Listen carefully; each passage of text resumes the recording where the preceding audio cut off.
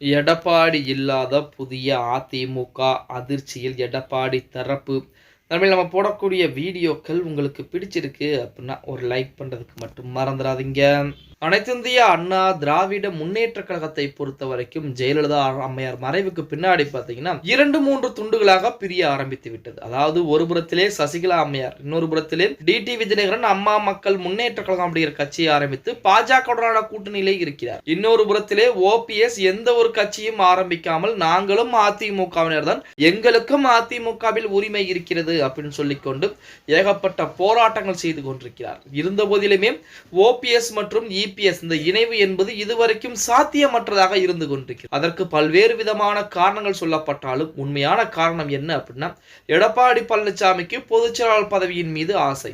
OPS நிரந்தரமான பொதுச்செயலாளர் பதவி என்பது ஜெயலலிதா அம்மையாருக்கு என்று ஒதுக்கி வைத்திருந்தார். இப்ப ஓபிஎஸ் மறுபடியும் வந்தால் கண்டிப்பாக பொதுச்செயலாளர் பதவியிலிருந்து எடப்பாடி பழனிசாமி இறக்கி விடப்படுவார். அப்படி இறக்கிவிட்டால் அவருக்கு கீழ் இருக்கும் நபர்களும் இறங்க வேண்டிய ஒரு சூழ்நிலை என்பது ஏற்பட்டுவிடும். அதே போல சசிகலா அம்மையார் வந்தால் இவர்கள் அனைவரும் சசிகலா அம்மையாருக்கு அடிமையாக இருக்கக்கூடிய ஒரு சூழ்நிலை என்பது ஏற்பட்டுவிடும். இதன் காரணமாக தான் எடப்பாடி பழனிசாமி இன்று வரைக்குமே பாத்தீங்கன்னா நமது ஓபிஎஸ்ஸையும் சசிகலா அம்மையாரையும் பக்கத்திலே விடாமல் மறுத்து வைக்கொண்டிருக்கிறார். இப்படிப்பட்ட ஒரு சூழ்நிலையில் இன்றைய தினம் ஒரு அதிரடியான ஒரு செய்திகள் என்பது வெளியாகி அதிமுகவிலே ஒரு பரபரப்பை ஏற்படுத்தி, அதாவது நெல்லையிலே நேற்றைய தினம் நமது அதிமுகவுடைய கட்சி நிறுவனர் எம்ஜிஆர் உடைய 108வது பிறந்தநாள் விழா கோலாகலமாக கொண்டாடப்பட்டு, அங்க இருக்கக்கூடிய நெல்லையில் இருக்கக்கூடிய மகளிர் அணியின் சார்பாக ஒரு லெட்டர் பேடு என்பது பாத்தீங்கன்னா அச்சடிக்கப்பட்டு அங்க இருக்கக்கூடிய முக்கியமான நபர்களுக்கு விநியோகம் என்பது செய்யப்பட்டிருக்கிறது. எம்ஜிஆர் உடைய பிறந்தநாளை முன் அந்த லெட்டர் பேடிலே எடப்பாடி பழனிசாமியுடைய புகைப்படம் என்பது இல்லாமல் ஜெயலலிதா அம்மையாருடைய புகைப்படம் மட்டும் இடம்பெற்றிருக்கிறது. அந்த லெட்டர் பேடு என்பது பாத்தீங்கன்னா அதிமுகவுடைய லெட்டர் பேடு தான்.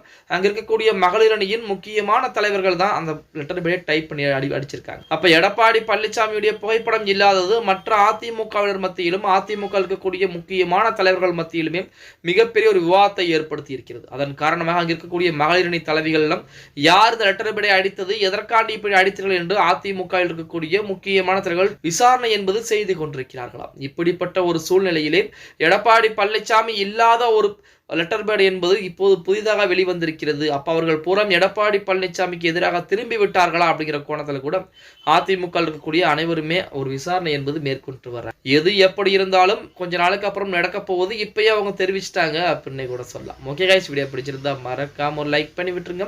அப்படி இந்த வீடியோ ஃப்ரெண்ட்ஸ் அண்ட் ஃபேமிலிக்கும் ஒரு ஷேர் பண்ண மறந்துடாதீங்க.